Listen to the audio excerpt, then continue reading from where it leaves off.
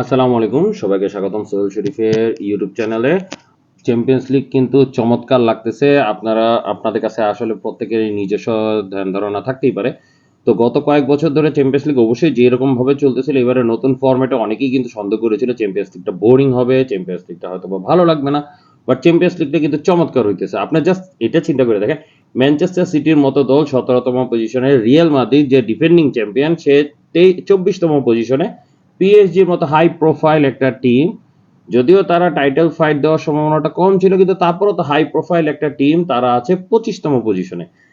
তো আপনি দেখেন র্যাঙ্কিং এর দিকে একটু তাকাইলে লিভারপুল 1 নম্বরে আছে, 2 নম্বরে ইন্টার মিলান, 3 নম্বরে বার্সেলোনা, 4 নম্বরে বরুসিয়া ডর্টমুন্ড। হ্যাঁ, এরা সবাই কিন্তু চ্যাম্পিয়ন্স লিগ ফাইট দেওয়ার মতো টিম, কিন্তু আপনি যদি হুট করে চিন্তা করেন যে ইন্টার মিলান এবারে কাপ নিয়ে যাবে, কেউ কিন্তু বলবে না যে ইন্টার মিলান এবারে কাপ নিয়ে যাবে। সো বলবো যে চ্যাম্পিয়ন্স লিগটা নতুন ফরম্যাটে আসলে কিন্তু ছোট ছোট দলগুলো অথবা অপেক্ষাকৃত কম শক্তিশালী দলগুলো কিন্তু এবারে টাইটেল ফাইট দেওয়ার মতো লেভেলে চলে গিয়েছে। এবং অবশ্যই ইন্টার মিলানকে ক্রেডিট দিতে হবে, কারণ কি গত 2 বছরের মধ্যে কিন্তু তারা চ্যাম্পিয়ন্স লিগ ফাইনালে গিয়েছে এবং সিরিয়া চ্যাম্পিয়ন হয়েছে। তারা কিন্তু কমান্ডিং লেভেলে ফুটবল খেলতেছে। এখন পর্যন্ত কিন্তু চ্যাম্পিয়ন্স লিগে 5টা খেলা কোনো গোল হজম করতে হয় নাই ইন্টার মিলানকে। তারা কিন্তু ইতিমধ্যে ফেস করেছে ম্যানচেস্টার সিটি, আর্সেনালকে, এবং আর্সেনালের বিরুদ্ধে ম্যাচ জিতেছেও। তো ইন্টার মিলানকে কিন্তু ফালাই দেওয়ার মতো একটা দল না, এবং ইন্টার মিলান যথেষ্ট ভালো খেলতেছে। বার্সেলোনাও চমৎকার খেলতেছে। বার্সেলোনা বায়ার্ন মিউনিখকে উড়িয়ে দিয়েছে। বরুসিয়া ডর্টমুন্ড রিয়াল মাদ্রিদের কাছে 5-2 গোলে হারলেও তারা কিন্তু এখন 4th পজিশনে রয়ে গেছে। তারা ওই একটা ম্যাচই হেরেছে রিয়াল মাদ্রিদের কাছে 5-2, যেখানে তারা 2-0 গোলে এগিয়েছিল, কিন্তু চমৎকার ভাবে কিন্তু খেলাগুলো ফিনিশ হইতেছে। আপনি লিভারপুল এখন পর্যন্ত একমাত্র দল যে 5টা ম্যাচে 5টাতেই জিতেছে, 100% উইনিং রেকর্ড নিয়ে তারা টপ অফ দ্য লিগে আছে। আপনি চ্যাম্পিয়ন্স লিগ শুরু হওয়ার আগে কিন্তু এটা ধারণা করতে পারতেন যে বড় দলগুলোই কিন্তু শুধু জিতবে, ছোট দলগুলো কিন্তু বেনিফিট পাবে না। কিন্তু দেখেন, একমাত্র লিভারপুল বাদে কোনো দলে কিন্তু 100% উইনিং রেকর্ড নাই। মজার বিষয় হইতেছে, মাত্র 3টা দল এখন পর্যন্ত আনবিটেন রয়েছে লিগ, মানে চ্যাম্পিয়ন্স লিগে 5টা খেলার মধ্যে 3টা দল মাত্র আনবিটেন রয়েছে, 2টা ইতালিয়ান দল। তার মধ্যে লিভারপুল আনবিটেন রয়েছে, 5টায় জিতেছে। ইন্টার মিলান আনবিটেন রয়েছে, ম্যানচেস্টার সিটির কাছে ড্র করেছিল তারা। আতালান্তা আনবিটেন রয়েছে, তারা আর্সেনালের বিরুদ্ধে খেলেছে, সেটাতে ড্র করেছে। কেল্টিক গ্লাসগো বিরুদ্ধেও ড্র করেছে, তারা 2টা ম্যাচ ড্র করেছে, এখনো আনবিটেন, 3টা ম্যাচ জিতেছে। সো এবারে চ্যাম্পিয়ন্স লিগটা আসলে শকিংলি খুব ভালো হচ্ছে। অ্যাটলিস্ট আমার মতো বুইরা ফুটবল বোদ্ধা অন্তত এই চ্যাম্পিয়ন্স লিগটাকে মজা পাচ্ছে। তো 36টা টিম নিয়ে যদি আসলে আলোচনা করি, তাহলে আমাকে 36টা ভিডিও বানাইতে হবে। তো আমি চিন্তা করতেছি প্রত্যেকটা নেশন নিয়ে চিন্তা করে ওরকম করে ভিডিও বানাই। যেহেতু আমাদের সাউথ এশিয়ান রিজনে ইংলিশ প্রিমিয়ার লিগটা সবচেয়ে বেশি জনপ্রিয়, তাই আজকে ইংলিশ প্রিমিয়ার লিগের 4টা ক্লাব নিয়ে আলোচনা করব। আমি পার্সোনালি মিলান ফ্যান, তো আমি অবশ্যই ইতালিয়ান দল নিয়ে আলোচনা করতে চেয়েছিলাম, কিন্তু র্যাঙ্কিং এর টপ 4টা দল হিসেবে সেই দেশগুলো নিয়ে আমি আলোচনা করব। 1 নম্বরে আছে লিভারপুল 15 পয়েন্ট নিয়ে, 2 নম্বরে ইন্টার মিলান ইতালিয়ান দল, 3 নম্বরে বার্সেলোনা স্প্যানিশ দল, 4 নম্বরে বরুসিয়া ডর্টমুন্ড জার্মান দল। তো ইংলিশ দল নিয়ে একটা ভিডিও বানাবো, ইতালিয়ান দল নিয়ে একটা ভিডিও বানাবো, স্প্যানিশ দল নিয়ে একটা ভিডিও বানাবে, জার্মান দল নিয়ে একটা ভিডিও বানাবো, এবং রেস্ট অফ দ্য ইউরোপ নিয়ে আরেকটা ভিডিও বানাবো। অথবা স্প্যানিশ এবং জার্মান দলকে মার্চ করে একটা ভিডিও, তাহলে টোটাল 4টা ভিডিও বানাবো। যদিও আপনাদের বোরিং লাগতেছে, অলরেডি 3 মিনিট পার হয়ে গিয়েছে, সো বোরিং লাগতেছে, কিন্তু তারপর আমি চিন্তা করছি রসকস নিয়ে একটু ভিডিও বানাবো। আমি কি কি চিন্তা করছি যে পরবর্তীতে কে কোয়ালিফাই করতে পারে। লিভারপুল যেমন কোয়ালিফাই করে ফেলেছে নেক্সট রাউন্ডের জন্য, কিন্তু টপ 8-এ থাকার জন্য তাদের আর 1 পয়েন্ট দরকার। ইন্টার মিলানের দরকার 3 পয়েন্ট, বার্সেলোনার 3 পয়েন্ট দরকার। তারা 3 পয়েন্ট পেয়ে গেলে টপ 8-এ থাকবে।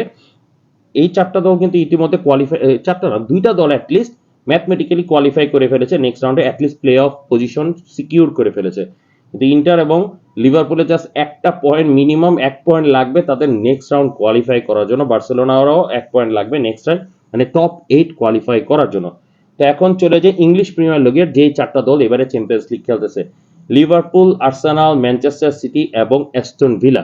তো আমাদের প্রথমেই কিন্তু চিন্তা ছিল ম্যানচেস্টার সিটি টপ করবে, তারপর লিভারপুল থাকবে, আর্সেনাল থাকবে, এবং অ্যাস্টন ভিলা জাস্ট খেলার জন্য আসছে। কিন্তু উনাই এমরে কিন্তু খেলার জন্য খেলে না, সে চ্যাম্পিয়ন্স লিগ মানে যে কোনো কম্পিটিশন কিন্তু সে ফাইট দেওয়ার চেষ্টা করে। অযথাই তো সে সেভিয়াকে নিয়ে কাপ জিতে নেয়, আর্সেনালকে নিয়ে সে কাপ জিতে ট্রাই করেছে। সো অ্যাস্টন ভিলা নিয়ে কিন্তু উনাই এমরের দল কিন্তু চমৎকার খেলতেছে। আপনি জাস্ট এই র্যাঙ্কিংটাই দেখেন, এই 4টা দলের মধ্যে লিভারপুল 1 নম্বরে আছে, আর্সেনাল আছে 2 নম্বরে, 3 নম্বরে অ্যাস্টন ভিলা, এবং 4র্থ পজিশনে আছে ম্যানচেস্টার সিটি। আমরা যদি হোল র্যাঙ্কিং হিসাব করি, লিভারপুল 1 নম্বর, 7 নম্বরে আছে আর্সেনাল, যে দ্বিতীয় পজিশনে ইংলিশ প্রিমিয়ার লিগের দলগুলোর মধ্যে। নবম পজিশনে আছে অ্যাস্টন ভিলা এবং 17তম পজিশনে আছে ম্যানচেস্টার সিটি। তো এই দলগুলো নিয়ে ছোট করে ভাগ করে আমি ভিডিওটা এক্সটেন্ড করব। তো আর্সেনালের 10 পয়েন্ট, অ্যাস্টন ভিলারও 10 পয়েন্ট, ম্যানচেস্টার সিটির 8 পয়েন্ট, কিন্তু আপনি দেখেন র্যাঙ্কিংটা 7, 9 এবং 17তম পজিশনে। তো লিভারপুল নিয়ে অলরেডি বলেছি যে তারা 5টা খেলায় 5টা জিতেছে, 12টা গোল দিয়েছে, একটি মাত্র গোল হজম করেছে।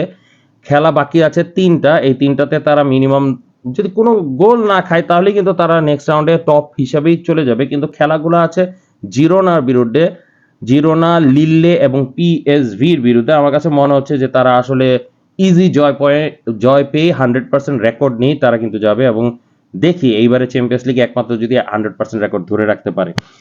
এখন পর্যন্ত যে 5 জনের সাথে খেলেছে লিভারপুল, সেটা হচ্ছে Milan, Leipzig, Bayer Leverkusen, Madrid এবং বোলোনিয়া। তো ইতালিয়ান 2টা দলের সাথে খেলেছে, এর মধ্যে শুধুমাত্র মিলানের কাছে তারা কিন্তু এবারে চ্যাম্পিয়ন্স লিগে গোল খেয়েছে। প্রথম ম্যাচে প্রথম খেলাতেই তারা একটি গোল হজম করেছে, এবং তার পরবর্তীতে কিন্তু তারা এখন পর্যন্ত কোনো গোল হজম করে নাই। অ্যালেক্স ফার্গুসনের একটা বিখ্যাত কথা আছে, অ্যাটাক আপনাকে খেলা জিতাবে, ডিফেন্স আপনাকে টাইটেল জিতাবে, এবং তাই কিন্তু হচ্ছে। আর্নে স্লটের লিভারপুল কিন্তু ডিফেন্সিভলি বহুত স্ট্রং। আপনি শুধু লিগে যদি দেখেন 12টা খেলার মধ্যে তারা একটা ম্যাচ হেরেছে নটিংহাম ফরেস্টের কাছে এবং একটা ম্যাচ ড্র করেছে আর্সেনালের বিরুদ্ধে, বাদ বাকি 10টা ম্যাচ কিন্তু জিতেছে। তারা নিজেদের লিগে 24টা গোল দিয়ে বিনিময়ে মাত্র 8টি গোল খেয়েছে। চ্যাম্পিয়ন্স লিগেও 12টা গোল দিয়েছে, মাত্র একটি গোল খেয়েছে, তাও মিলানের বিরুদ্ধে। তো আপনি দেখেন ইভেন তারা কিন্তু এবারে ট্রেবল জেতার একটা সম্ভাবনা আছে, কারণ কি ইএফএল কাপ যেটা, ওটাতে সাউথহ্যাম্পটনের বিরুদ্ধে কোয়ার্টার ফাইনালে খেলা, তারপর সেমিফাইনাল, তারপর ফাইনাল, মোটামুটি তাদের জয় নিশ্চিত হওয়ার যথেষ্ট সম্ভাবনা আছে। তো লিভারপুল মিলানের বিরুদ্ধে 3-1 গোলে প্রথম ম্যাচে জিতে, তারপর বোলোনিয়ার কাছে নিজেদের মাঠে 2-0 গোলে জিতে, তারপর লাইপজিগের কাছে অ্যাওয়ে ম্যাচে 1-0 গোলে, লিভারকুসেনের কাছে নিজেদের মাঠে 4-0 গোলে, এবং মাদ্রিদের কাছেও নিজেদের মাঠে 2-0 গোলে ম্যাচটা জিতে। তো নেক্সট যে 3টা খেলা বাকি আছে, জিরোনা এবং পিএসভির কাছে অ্যাওয়ে ম্যাচ এবং লিল্লের কাছে হোম ম্যাচ খেলবে। জিরোনা 30তম পজিশনে আছে 3 পয়েন্টে, সো এটা একটা ইজি জয় হওয়ার সম্ভাবনা লিভারপুলে। লিল্লে 10 পয়েন্টে 12তম পজিশনে। লিল্লে এখন পর্যন্ত মাদ্রিদের 2টা ক্লাবকে হারিয়েছে, তো লিল্লে একটা বড় অবস্ট্রাকল হতে পারে। যদি 100% রেকর্ড ধরে রাখতে হয় লিভারপুলে, তাহলে লিল্লেকে অবশ্যই হারাতে হবে। আর শেষ ম্যাচটা থাকবে পিএসভির বিরুদ্ধে। লিভারপুল তো কোয়ালিফাই করে গেছে, তো পিএসভির একটা সম্ভাবনা থাকবে এই খেলাটা ভালো ফাইট দিবে তারা, কারণ কি তারা নেক্সট রাউন্ডে কোয়ালিফাই করার জন্য এই ম্যাচটা জান প্রাণ দিয়ে খেলবে। আমার কাছে কেন জানি মনে হচ্ছে এই ম্যাচটা পিএসভির জন্য খুবই ইম্পর্টেন্ট হয়ে থাকবে লিভারপুলের বিরুদ্ধে অ্যাটলিস্ট একটা পয়েন্ট বের করা। তারা এই মুহূর্তে আছে 18তম পজিশনে 8 পয়েন্ট নিয়ে। তো শেষ ম্যাচ লিভারপুলের বিরুদ্ধে তাদের দেখা যাবে যে 24-এর মধ্যে থাকার জন্য একটা যথেষ্ট বড় ফাইট হবে।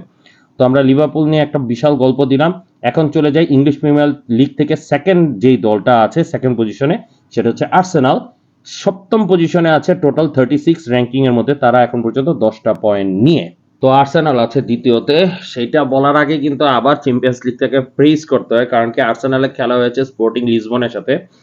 এই রাউন্ডের আগে স্পোর্টিং লিসবন ছিল দ্বিতীয়তে, তারা আনবিটেন টিম হিসেবে ছিল, এবং আর্সেনালের বিরুদ্ধে 5-1 গোলে নিজেদের মাঠে হেরে তারা এখন চলে গেছে 10th পজিশনে, এবং আর্সেনাল ছিল 12th পজিশনে, সেখান থেকে কিন্তু উঠে তারা 7th পজিশনে চলে গিয়েছে। তো আর্সেনাল এখন পর্যন্ত লিগে 5টা ম্যাচ খেলেছে, 3টা ম্যাচ জিতেছে, 2টা ম্যাচের মধ্যে একটা ড্র করেছে, একটা হেরেছে। শকিংলি দুটোটাই ইতালিয়ান দলের বিরুদ্ধে। প্রথম খেলাতে আতালান্টার মাঠে গিয়ে 0-0 গোলে ড্র করে, এবং ইন্টারের কাছে তৃতীয় ম্যাচে 1-0 গোলে অ্যাওয়ে ম্যাচে হেরে যায়।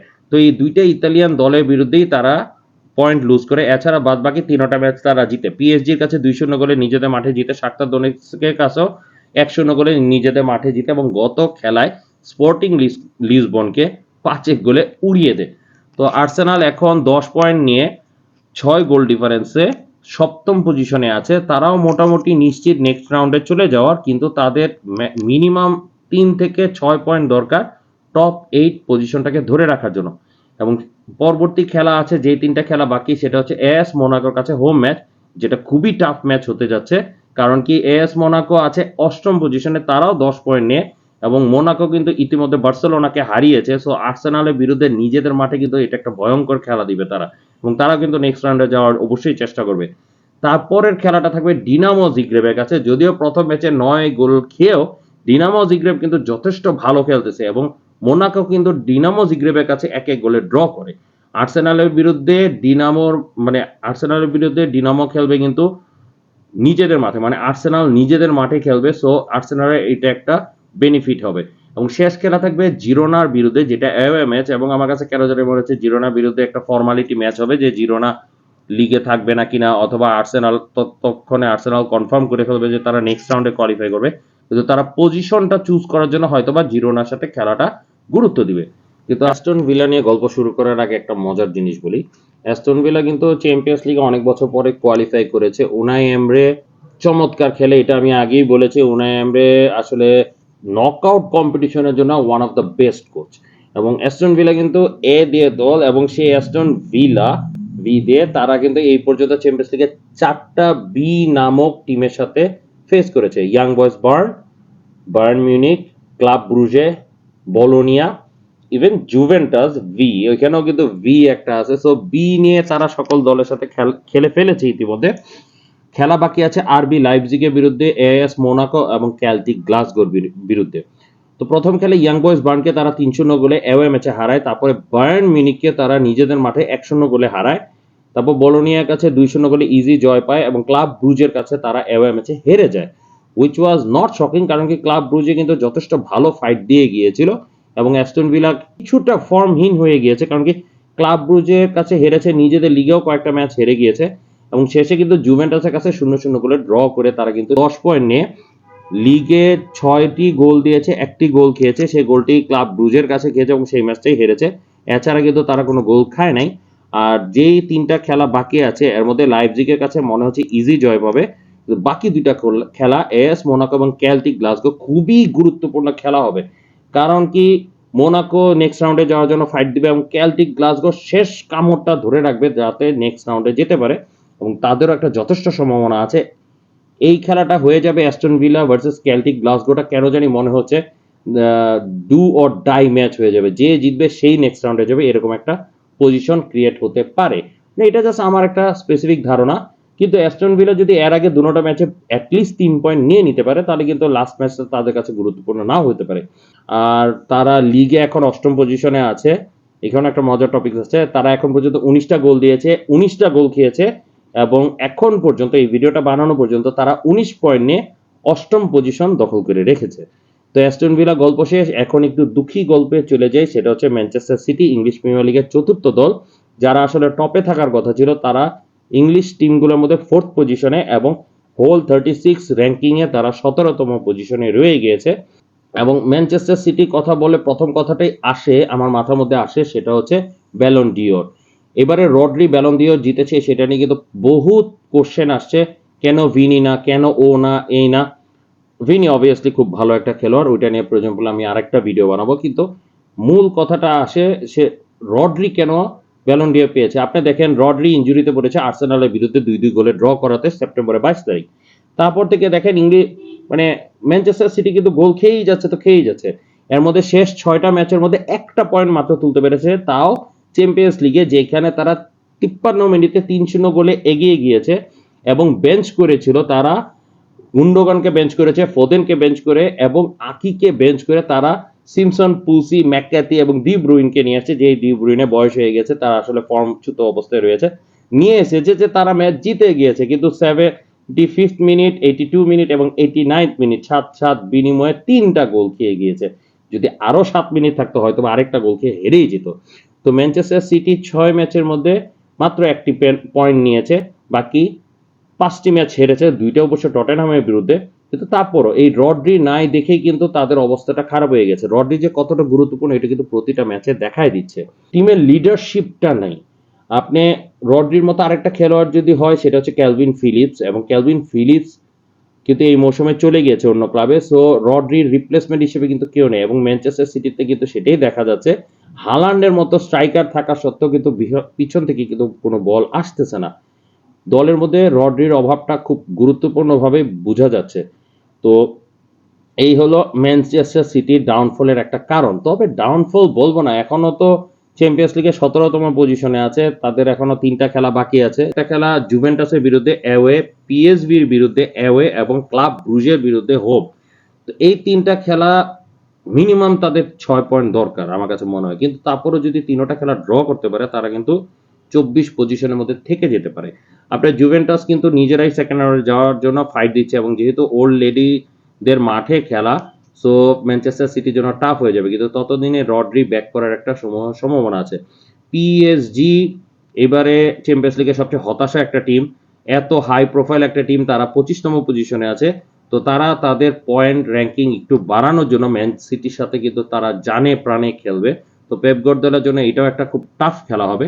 লাস্ট খেলাটা ক্লাব ব্রুজে, নাম শুনে মনে হচ্ছে যে ছোট ক্লাব, ম্যানচেস্টার সিটি ইজিলি জিতবে। ফেয়ারনোড কিন্তু ইজিলি জিতার কথা ছিল, ফেয়ারনোডের কাছে কিন্তু 3-3 গোলে ড্র হয়ে যায়। শুধু তাই না, স্পোর্টিং লিসবনের কাছেও তারা 4-1 গোলে হারে। তো ক্লাব ব্রুজেকে ফেলে দিয়ে না, ক্লাব ব্রুজে কিন্তু অ্যাস্টন ভিলার উইনিং রেকর্ডটা লুজ করেছে, এবং অ্যাস্টন ভিলা এবারে লিগে কিন্তু একমাত্র গোল খেয়েছে ক্লাব ব্রুজের বিরুদ্ধে। সো ক্লাব ব্রুজের কাছে মানে নিজেদের মাঠে খেলা হলেও ক্লাব ব্রুজের সাথে কিন্তু তাদের একটা ভালো ফাইট হবে, এবং শেষ খেলা খুবই গুরুত্বপূর্ণ। ওই যে কথায় আছে না, শেষ ভালো যাওয়ার সব ভালো তার। তো এই ঘটনাটা ঘটবে। তো আমার কাছে মনে হচ্ছে ম্যানচেস্টার সিটি নেক্সট রাউন্ডে যেতে পারবে, এবং নেক্সট রাউন্ডে যাওয়ার পরে যদি খুব গ্রেটেস্ট কামব্যাক করতে পারে তাহলে কিন্তু ম্যানচেস্টার সিটির একটা যথেষ্ট চান্স আছে চ্যাম্পিয়ন্স লিগে ভালো ফাইট দেওয়ার। কিন্তু তারপরও এটা আসলে সময়ের বিষয়।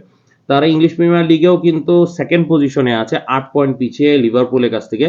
হ্যাঁ, আপনারা বলবেন যে 8 পয়েন্ট তো বিশাল পয়েন্ট ব্যবধান হয়ে গিয়েছে, মাত্র 12টি খেলা হয়েছে, 26টি খেলা বাকি রয়েছে। তো 26 খেলায় ম্যানচেস্টার সিটি কিন্তু কামব্যাক করতেও পারে। আর রড্রি হোক ইয়া না হোক, পেপ গার্দিওলা নিশ্চয়ই কোনো না কোনো ভাবে কিন্তু নিজেকে কামব্যাক করায় নিয়ে আসতে পারবে। তো একটা বড় ভিডিও বানায় ফেললাম। চ্যাম্পিয়ন্স লিগ নিজেই 36টা দল নিয়ে খেলা, তো 36টা দলের নাম নিতে গিয়ে কিন্তু 36 সেকেন্ড শেষ। তো ক্লাব নিয়ে নিয়ে আমি আপাতত ভিডিও আলাদা করে করে বানাবো।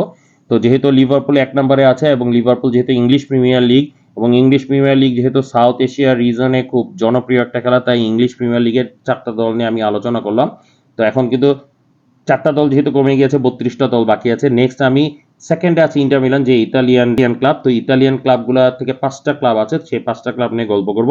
তারপর স্পেন ও জার্মানি, এটা আমি এখন ডিসিশন নিয়ে ফেলেছি। স্পেন জার্মানিতে স্পেন থেকে 4টা দল এসেছে, জার্মানি থেকে 5টা দল এসেছে। এই 9টা দল নিয়ে আমি আরেকটা ভিডিও করব। দেন রেস্ট অফ দ্য ইউরোপ নিয়ে আমি আলাদা ভিডিও করব। যদি আপনাদের ভালো লাগে অবশ্যই লাইক দিবেন, আর যারা আমার চ্যানেলে নতুন সাবস্ক্রাইব করে নেন। এটা আপনাদের জন্য একটা ছোট্ট ক্লিক, কিন্তু আমার জন্য কিন্তু অনেক বড় পাওনা। এবং আপনারা যারা যারা চান কমেন্ট করেন, আপনাদের কমেন্ট দেখে হয়তোবা ভালো লাগবে, আমি আরেকটু ইন্সপায়ার্ড হব, আমি আরেকটু ভালো করে ভিডিও বানানোর চেষ্টা করব। তো আজকে অনেকক্ষণ বক বক করলাম, আপনাদের অনেকক্ষণ বিরক্ত করলাম।